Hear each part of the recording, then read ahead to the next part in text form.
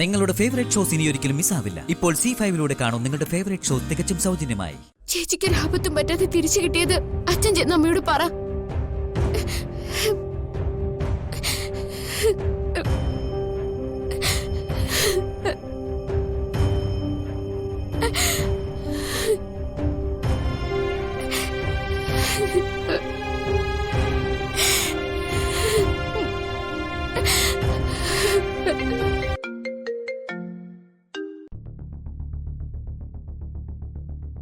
Madam, ഞാൻ ബിനുവ, പെരുവണ്ണാപുരത്ത് നിന്നാണ് സംസാരിക്കുന്നത്.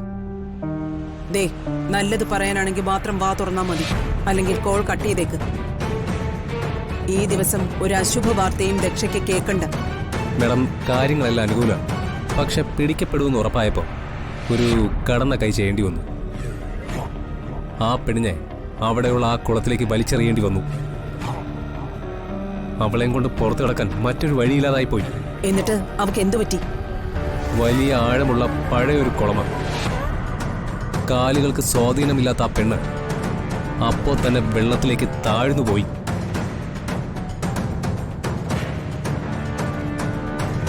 നിങ്ങളാരെങ്കിലും കണ്ടോ? ഇല്ല മാഡം, താഴ്ന്നു കഴിഞ്ഞ ഉടൻ ഞങ്ങൾ രക്ഷപ്പെട്ടു.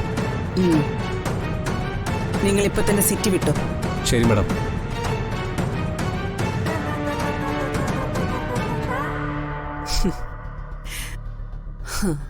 അതവിടെ അവസാനിച്ചു. ഒന്ന് ചെയ്യുന്നത് മറ്റൊന്നിന് വളമാകുമെന്ന് പറഞ്ഞു കേട്ടിട്ടില്ലേ? എന്താ മാഡം? കാഞ്ചനയുടെ മകൾ ഇനിയില്ല. അവളുടെ മരണം വിധിച്ച ദിവസം എന്നായിരുന്നു മല്ലികെ? സ്വാതിയോ? അവളെ കതിർ മണ്ഡപത്തിലേക്ക് എഴുന്നള്ളിച്ചോണ്ട് വരൂന്നല്ലേ ലക്ഷ്മിയുടെ വെല്ലുവിളി? അതെ. കുളത്തിനടിത്തട്ടിലെ ചേറിൽ പുതഞ്ഞ് അവൾ അന്ത്യനിദ്രയിലായി കഴിഞ്ഞു. ഇനി എന്റെ മകളുടെ കല്യാണം കഴിയുന്നത് വരെ അവളുടെ ശവം പുറത്തു വരില്ല. ഒരു തടസ്സവും കൂടാതെ എന്റെ മകളുടെ കല്യാണം ഞാൻ നടത്തും. അല്ല, സ്വാതിയെ കാണാതെ വന്നാൽ അന്വേഷണം ഉണ്ടാവും. അവൾക്ക് അധിക ദൂരം പോകാൻ കഴിയില്ലെന്ന് കരുതി കുളത്തിലും നോക്കും. എങ്കിലെന്ത്? പാതി ജീവനോടെ കിട്ടിയാൽ തന്നെ ഹോസ്പിറ്റലിലേക്കാവും കൊണ്ടോടുക. അവളെ കൊന്നുകളയണമെന്ന ഉദ്ദേശം എനിക്കില്ലായിരുന്നു. മുഹൂർത്തം കഴിയുന്നത് വരെ അവളെ തടഞ്ഞു വെക്കുകയായിരുന്നു എന്റെ ആവശ്യം. ഈ വിവാഹത്തിന് സ്വാതിയല്ല ഭീഷണി, ലക്ഷ്മിയാ. ഇനി അവൾ എന്ത് ചെയ്യും?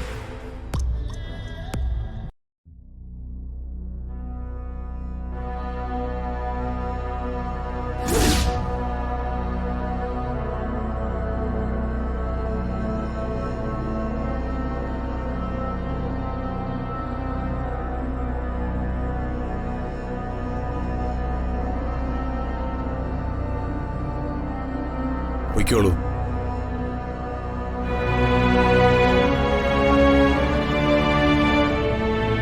മരണത്തിൽ നിന്ന് കഷ്ടിച്ച് കരകയറിയെന്ന് പറയാം. ഔഷധക്കുളത്തിലെ സ്നാനം കഴിയുന്നത് വരെ പുറം വെളിച്ചം വീഴാനേ പാടില്ലായിരുന്നു. പുറത്തേക്ക് കൊണ്ടുപോയത് ബലം പ്രയോഗിച്ചാവിന് സാധ്യതയുള്ളൂ. അങ്ങനെയെങ്കിൽ ശരീരം നന്നായിട്ട് ഇളകിയിട്ടുണ്ടാവും. ഇതുവരെ നടത്തിയ ചികിത്സകളെല്ലാം വെറുതെയായി ഗോവിന്ദ. ഈ കുട്ടിയുടെ ജീവന് ഭീഷണിയുള്ള കാര്യം നീയെങ്കിലും എന്നോട് പറയാതിരുന്നെന്താ? ഇങ്ങനെയൊക്കെ സംഭവിക്കുമെന്ന് കരുതിയതാണ് മുത്തശ്ശ. നൂറ്റാണ്ടുകൾ പഴക്കമുള്ള മരുന്നുകൂട്ടും ജലവും ചേർന്ന ഒരു മിശ്രിതമാണ് ഔഷധക്കുളം. ജലം ഉള്ളിലേക്ക് പോയിരുന്നെങ്കിൽ വലിയ അത്യാപത്ത് സംഭവിച്ചേനെ. ഔഷധക്കുളത്തിൽ മുങ്ങിനി വരുമ്പോൾ വായും മൂക്കും പൊത്തി വേണമെന്ന് നിർബന്ധമുണ്ട്. മുങ്ങി താഴുമ്പോൾ വെള്ളം അകത്തു പോകാതിരിക്കാനാണത്. പുറത്തെടുക്കുമ്പോൾ വായ തുണി മൂടി കെട്ടിയിട്ടുണ്ടായിരുന്നു. വായിലൂടെ എന്തായാലും വെള്ളം അകത്ത് പോയിട്ടുണ്ടാവില്ല, അതുറപ്പാണ്. നാസിക വഴിയാകാമല്ലോ. അങ്ങനെയെങ്കിൽ ഹോസ്പിറ്റലിലേക്ക് കൊണ്ടുപോകുന്നല്ലേ നല്ലത്. വരട്ടെ, ഉണർന്നു കഴിഞ്ഞാൽ സംശയം മാറിക്കിട്ടും.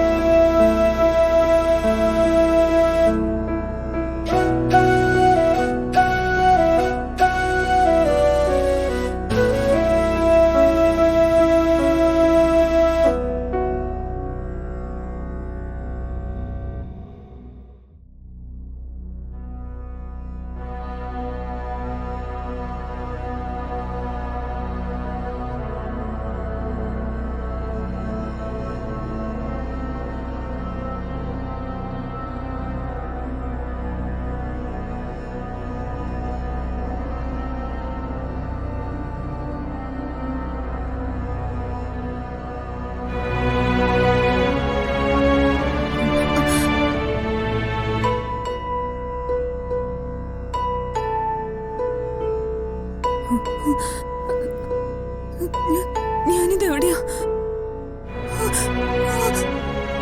പേടിക്കണ്ട, കുട്ടി കിടന്നോളൂ, കിടന്നോളൂ.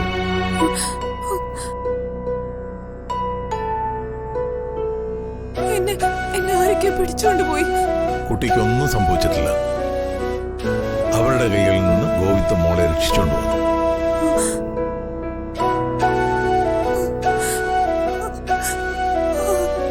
പേടിക്കണ്ട, ധൈര്യമായിട്ടിരിക്കൂ. ഇനി ആരും ഇവിടേക്ക് വരില്ല. ശ്വാസം അടക്കാൻ ബുദ്ധിമുട്ടോ തോന്നുന്നുണ്ടോ? ഇല്ല. മഹാദേവൻ കാത്തു.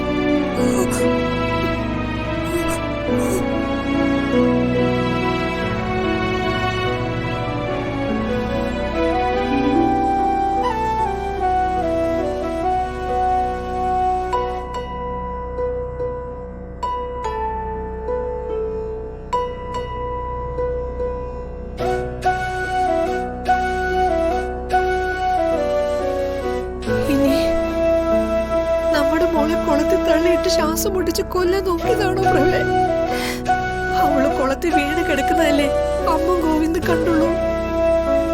ജീവനോട് അവളെ തിരിച്ചു കിട്ടിയില്ലേ? നീ ഒന്ന് സമാധാനപ്പെടും.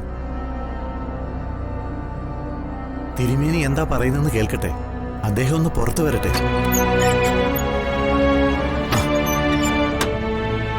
മോനെ, ശ്രീകുട്ടിയെ ഞങ്ങൾക്കൊന്ന് കാണാൻ പറ്റുമോ? എന്താ ഗോവിന്ദ ഞങ്ങളുടെ മോളുടെ അവസ്ഥ? സ്വാതി കണ്ണു തുറന്നു. അവളിപ്പോ നോർമൽ അവസ്ഥയിലാ. ഉത്കണ്ഠപ്പെടാനൊന്നുമില്ല. വന്നവർ സ്വാതിയെ താങ്ങിയെടുത്താ കൊണ്ടുപോയത്. കുളത്തിൽ കൊണ്ടുപോയി തള്ളിക്കളയായിരുന്നു. ഈശ്വരദിനം കൊണ്ട് സ്വാതിക്ക് ഒരാപത്തും സംഭവിച്ചിട്ടില്ല. ഇന്ന് ഔഷധക്കുളത്തിൽ സ്നാനം ചെയ്യേണ്ടത് ഇങ്ങനെയായെന്ന് കരുതിയാൽ മതി. ശ്രീകുട്ടി ഒന്ന് കാണാൻ അനുവാദം കിട്ടില്ലേ? ഗോവിന്ദ് തിരുമേനിയോട് ഒന്ന് പറയാമോ? കുറച്ചു നേരം അവൾ വിശ്രമിക്കട്ടെ എന്നാ മുത്തശ്ശൻ പറഞ്ഞത്. ഇപ്പൊ എല്ലാവരും കൂടി അടുത്തേക്ക് പോകണ്ട. അവളെ കണ്ടേ തീരുന്നാണെങ്കിൽ പുറത്തു പിടിച്ചെന്ന് കണ്ടോളൂ. ഒച്ച വയ്ക്കാതിരുന്നാ മതി. എനിക്ക് അകലെ നിന്നാണെങ്കിലും അവളെ ഒന്ന് കണ്ടാ മതി പ്രഭേ. അവളെ കാണാതെ എനിക്ക് സമാധാനമില്ല. പ്രഭേ ഒന്ന് വാ.